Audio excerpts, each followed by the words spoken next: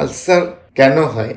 Ulcer actually এখন দেখা গেছে যে স্টাডিতে যে আমাদের একটা জীবাণু আমরা বলে থাকি এইচ পাইলোরি, হেলিকোব্যাক্টর পাইলোরি। এটা একটা গ্রাম নেগেটিভ অ্যানারোবিক ব্যাকটেরিয়া। এইটা ওই আমাদের মিউকাস লাইনিংটাকে স্টোমাকের ডেস্ট্রয় করে দেয়, যার জন্য আমাদের এই পেপটিক আলসার হয়ে থাকে।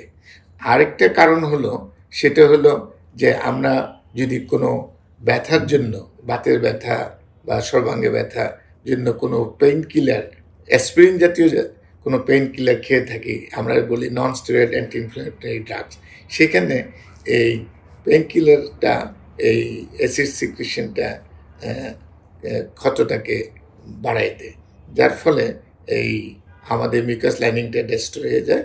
তো এজন্য আমাদের আলসার হয়ে থাকে।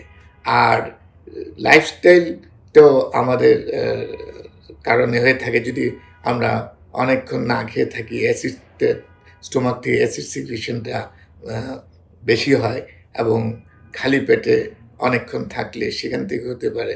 আবার আমাদের যদি স্মোকিং বা আমরা যদি অ্যালকোহল এই সমস্ত জিনিস খাই, আর তখন আমাদের এইটা অ্যাগ্রিভেট করে।